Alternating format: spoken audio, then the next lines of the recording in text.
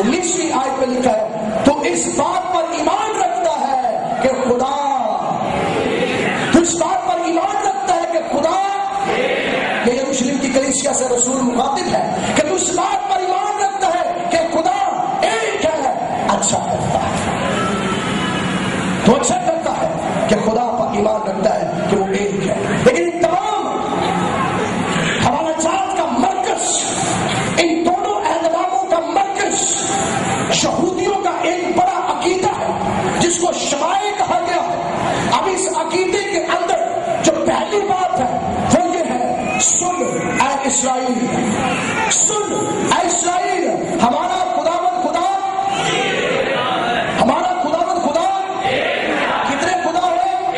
ہمارا خداوند خدا ایک خدا ہے، الوہیم احاد۔ عبرانی زبان میں الوہیم احاد آیا ہے اس کے لیے، خدا کے لیے پرانے احترامہ میں لفظ الوہیم استعمال کیا جاتا تھا جو 2500 سے زائد مرتبہ پرانے احترامہ میں استعمال ہوا ہے۔ لفظ الوہیم، لفظ الوہیم 2500 سے زائد مرتبہ بائبل مقدس کے پرانے احترامہ میں استعمال ہوا ہے۔ لیکن یاد رہے، اس بات کو بڑے کان کھول کے، دل کھول کے، عقل کھول کے سنیے، الوہیم لفظ جو ہے متعدد مرتبہ،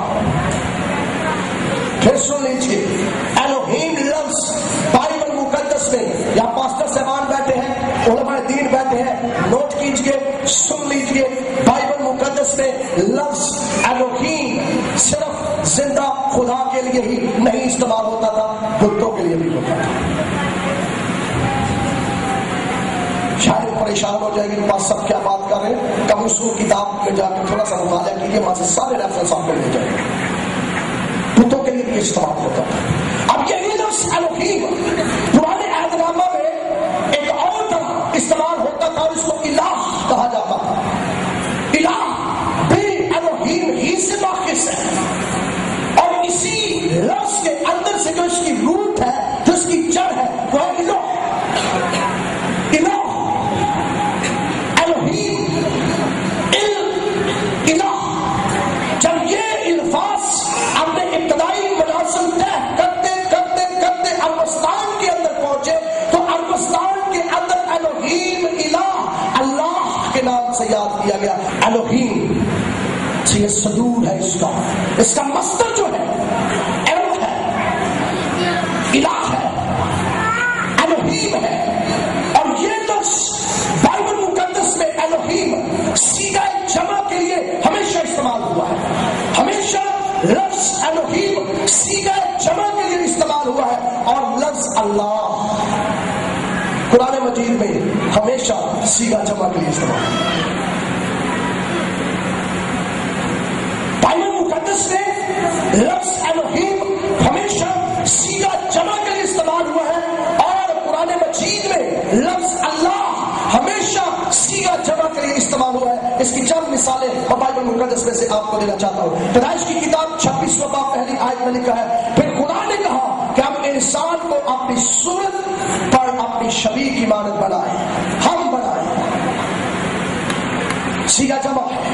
پیدائش کی کتاب 3واں باب 10ویں آیت، اور خدا نے کہا دیکھو انسان نیک و بد کی پہچان میں ہم میں سے ایک کی عبادت ہو گیا ہے، ہم لفظ الوہیم کے لیے استعمال ہوا ہے۔ پیدائش کی کتاب 11واں باب 7ویں آیت میں لکھا ہے، آؤ ہم اترے اور ان کی بولی میں اختلاف ڈالے، یہاں بھی لفظ ہم استعمال الوہیم کے لیے سیدھا جمع میں ہوا ہے۔ اور جب ہم قرآن مجید میں فرقان الحمید کا مطالعہ کرتے ہیں تو میں نے اس کی روٹ آپ کو بتا دی ہے، میں نے اس کی جڑ آپ کو بتا دی ہے، میں نے اس کے مصادر آپ کو بتا دی ہے، یہ کہاں سے صدور ہے اس کا، یہ کہاں سے نکلتا ہے، یہ کہاں سے ماخذ ہوتا ہے، اور میں نے آپ کو بتا دیا ہے کہ یہ الوہیم، الہ، کے اندر سے یہ لفظ اللہ نکلا ہے، جو قدیم زمانہ میں معبود حقیقی یعنی اللہ کے لیے، خدا کے لیے، الوہیم کے لیے، اور معبود غیر حقیقی یعنی بتوں کے لیے بھی استعمال ہوتا تھا۔ جیسے الوہیم زندہ خدا کے لیے بھی لوگ استعمال کرتے تھے، بتوں کے لیے بھی کرتے تھے، ویسے ہی اللہ عرب کے اندر کبھی بت کے لیے بھی استعمال ہوا ہے،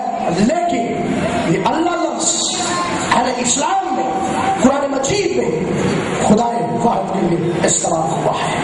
مشرکین شاید یہ لفظ استعمال کریں۔ اب قرآن مجید کرتے ہیں تو اللہ لفظ جو ہے یہ سیغہ جمع کے لیے استعمال ہوا ہے. سورۃ البقرہ کی 35ویں آیت لکھ لیجیے، نوٹ کیجیے. لکھا ہے اور کہا ہم نے اے آدم رہ تو اور تیری جوڑی. کہا ہم نے، اللہ کہتا ہے کہا ہم نے، یعنی اللہ اپنے لیے لفظ ہم کا استعمال کرتا ہے. سورۃ المریم میں 7ویں آیت کے اندر لکھا ہے اور دی ہم نے اس کو انجیل. عیسیٰ کی بات ہو رہی ہے. اور دی ہم نے اس کو انجیل. اور پھر سورۃ المریم کے اندر ہی آیا ہے اور اتاری ہم نے تیری طرف کتاب. اتاری ہم نے تیری طرف کتاب. یہاں بھی صیغہ جمع کا استعمال ہوا ہے. اور سورۃ النحل کے اندر 41ویں آیت کے اندر لکھا ہے البتہ جگہ دیں گے ہم ان کو بیچ دنیا کے اچھی. البتہ جگہ دیں گے ہم، یہاں بھی صیغہ جمع کا استعمال ہوا ہے. اور پھر سورۃ الاعراف 52 آیت کے اندر لکھا ہے اور ہم نے ان کے پاس کتاب پہنچا دی. ہم نے پہنچا دی. الوہیم کے لیے صیغہ جمع، اللہ کے لیے صیغہ جمع. سو یاد رکھیے دین مسیحیت، مسیحی مذہب، مسیحی لوگ، بائبل مقدس کو ماننے والے لوگ الوہیم خدا کو واحد مانتے ہیں کہ اس کا کوئی جسمانی شریک نہیں ہے، مانتے ہیں کہ اس جیسا کوئی معبود نہیں ہے، کیونکہ الوہیم خدا خود کہتا ہے میرا کوئی ہمسر نہیں، میرا کوئی معبود نہیں، کیونکہ وہ خود یہ بات بتاتا ہے کہ میرا تو کوئی معبود نہیں. اور یہی قرآن مجید و فرقان الحمید کہتا ہے قل هو اللہ واحد.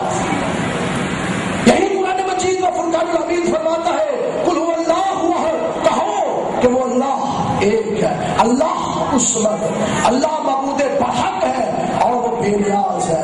ولم یلد ولم یولد، نہ وہ کسی کا باپ ہے نہ وہ کسی کا بیٹا. توحید کی یہاں تعلیم ہے. اور یہ ساری تعلیم بائبل مقدس کے صحائف کے اندر آتی ہے. وہ کہتا ہے نہ کوئی میرا بیٹا ہے، نہ میں کسی کا جسمانی باپ ہوں، نہ مجھ سے کوئی پیدا ہوا ہے، نہ مجھے میرا کوئی ہمسر ہے. لیکن پھر